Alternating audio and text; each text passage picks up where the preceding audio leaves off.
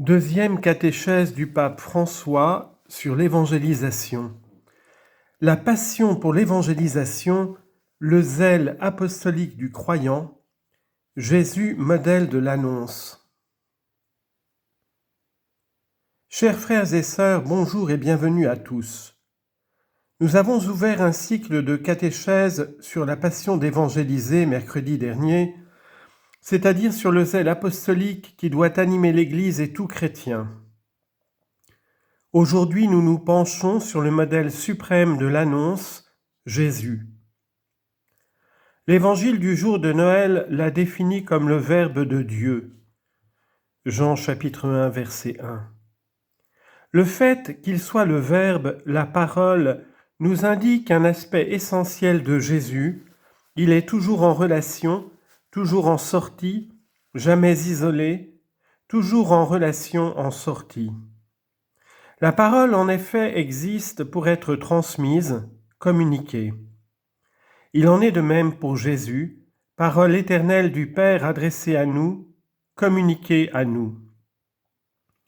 Jésus n'a pas seulement les paroles de vie, mais il fait de sa vie une parole, un message. Il vit, pour ainsi dire, toujours tourné vers le Père et vers nous. Toujours en regardant le Père qu'il a envoyé et en nous regardant, nous, vers qui il a été envoyé. En effet, si nous regardons ces journées décrites dans les évangiles, nous voyons qu'en premier lieu, il y a l'intimité avec le Père, la prière, pour laquelle Jésus se lève tôt quand il fait encore nuit et va dans des zones désertes pour prier. Marc chapitre 1 verset 35, Luc chapitre 4 verset 42. Pour prier, pour parler avec le Père. Toutes les décisions et tous les choix les plus importants, il les prend après avoir prié. Luc chapitre 6 verset 12, chapitre 9 verset 18. C'est précisément dans cette relation, dans la prière qui le lie au Père dans l'esprit, que Jésus découvre le sens de son être d'homme, de son existence dans le monde, parce que lui est en mission pour nous, envoyé par le Père à nous. À cet égard, le premier geste public qu'il pose, après les années de vie cachée à Nazareth, est intéressant. Jésus ne fait pas un grand prodige, il ne lance pas un message sensationnel, mais il se mêle aux gens qui allaient se faire baptiser par Jean. Il nous offre ainsi la clé de son agir dans le monde, se dépenser pour les pécheurs, en étant solidaire de nous sans distance dans le partage total de la vie. En effet, en parlant de sa mission, il dira qu'il n'est pas venu pour être servi, mais pour servir et donner sa vie. Marc chapitre 10, verset 45. Chaque jour après la prière, Jésus consacre toute sa journée à l'annonce du royaume de Dieu et la consacre aux personnes, en particulier les plus pauvres et les plus faibles, les pécheurs et les malades. Marc chapitre 1, versets 32 à 39. C'est-à-dire que Jésus est en contact avec le Père dans la prière et ensuite il est en contact avec tous les gens pour la mission, pour la catéchèse, pour enseigner le chemin du royaume de Dieu.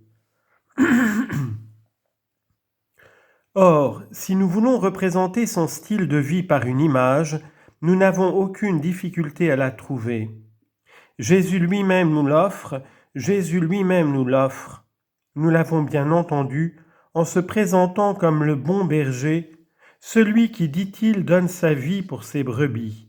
C'est Jésus. Jean chapitre 10, verset 11. En effet, être berger n'était pas seulement un travail qui demandait du temps et beaucoup d'engagement. C'était un véritable mode de vie. 24 heures sur 24, vivre avec le troupeau, l'accompagner au pâturage, dormant parmi les brebis, prenant soin des plus faibles. Jésus, en d'autres termes, ne fait pas quelque chose pour nous, mais il donne tout, il donne sa vie pour nous. Son cœur est un cœur pastoral.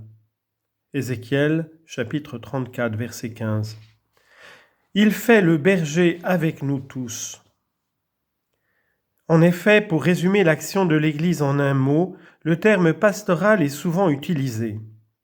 Et pour évaluer notre travail pastoral, nous devons nous confronter au modèle, nous confronter avec Jésus, Jésus le bon berger. Avant tout, nous pouvons nous demander, limitons-nous en nous abreuvant aux sources de la prière, afin que nos cœurs soient en syntonie avec le sien? L'intimité avec lui est, comme le suggère le beau volume de l'abbé Chotard, l'âme de tout apostolat. Jésus lui-même a dit clairement à ses disciples, « Sans moi, vous ne pouvez rien faire. » Jean chapitre 15, verset 5. Si l'on est avec Jésus, on découvre que son cœur pastoral bat toujours pour qui est perdu, égaré, lointain. Et le nôtre, combien de fois notre attitude avec les personnes un peu difficiles ou qui sont un peu difficiles s'exprime par ces mots, mais c'est son problème qui se débrouille. Mais Jésus n'a jamais dit cela, jamais. Mais il est toujours allé à la rencontre des marginaux, des pécheurs. On l'a accusé de cela, d'être avec les pécheurs parce qu'il leur apportait le salut de Dieu. Nous avons entendu la parabole de la brebis perdue au chapitre 15 de l'évangile de Luc, versets 4 à 7.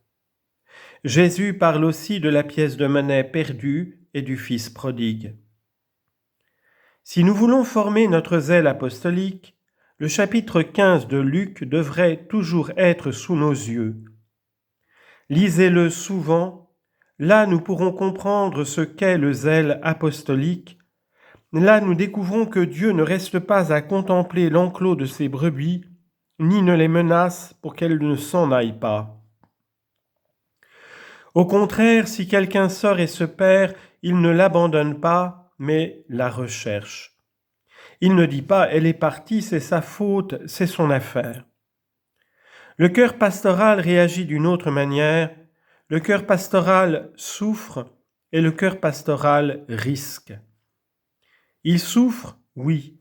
Dieu souffre pour qui s'en va, et en le pleurant, il l'aime d'autant plus.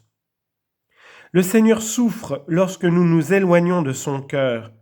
Il souffre pour ceux qui ne connaissent pas la beauté de son amour et la chaleur de son étreinte. Mais en réponse à cette souffrance, il ne se renferme pas, mais au contraire, il prend des risques. Il cherche les 99 brebis qui sont en sécurité et s'aventure à la recherche de celles qui manquent, faisant ainsi quelque chose d'hasardeux et même d'irrationnel, mais en consonance avec son cœur pastoral qui éprouve de la nostalgie pour qui s'en est allé. La nostalgie pour ceux qui sont partis est constante en Jésus. Et lorsque nous apprenons que quelqu'un a quitté l'Église, que disons-nous? Qu'il se débrouille. Non, Jésus nous enseigne la nostalgie de ceux qui sont partis. Jésus n'a ni colère ni ressentiment, mais une nostalgie irréductible de nous. Jésus se languit de nous et c'est le zèle de Dieu. Et je me demande, nous, avons-nous des sentiments similaires? Peut-être considérons-nous ceux qui ont quitté le troupeau comme des adversaires ou des ennemis. Et celui-là, non, il est parti ailleurs, il a perdu la foi, l'enfer l'attend. Et nous sommes tranquilles. En les rencontrant à l'école, au travail, dans les rues de la ville, pourquoi ne pas penser plutôt que nous avons une bonne occasion de leur témoigner la joie d'un Père qui les aime et ne les a jamais oubliés? Non pas pour faire du prosélytisme, non, mais pour que là arrive la parole du Père pour marcher ensemble. Évangéliser n'est pas faire du prosélytisme est une chose païenne, ce n'est ni religieux ni évangélique. Il y a une bonne parole pour ceux qui ont quitté le troupeau, et nous avons l'honneur et la responsabilité d'être ceux qui expriment cette parole, parce que la parole, Jésus, nous demande cela, de nous approcher toujours avec un cœur ouvert de tous, parce que lui est comme cela. Peut-être suivons-nous et aimons-nous Jésus depuis si longtemps, et ne nous sommes-nous jamais demandé si nous partageons ses sentiments, si nous souffrons et risquons en syntonie avec le cœur de Jésus, avec ce cœur pastoral proche du cœur pastoral de Jésus. Il ne s'agit pas de faire du prosélytisme, je l'ai dit, pour que les autres soient des nôtres. Non, cela n'est pas chrétien. Il s'agit d'aimer pour qu'ils soient des enfants heureux de Dieu. Demandons dans la prière la grâce d'un cœur pastoral, ouvert, qui se tienne proche de tous, pour apporter le message du Seigneur, mais aussi pour sentir pour chacun la nostalgie du Christ. Parce que sans cet amour qui souffre et qui risque, notre vie ne va pas bien. Si nous, chrétiens, n'avons pas cet amour qui souffre et qui risque, nous risquons de ne pas être que nous-mêmes.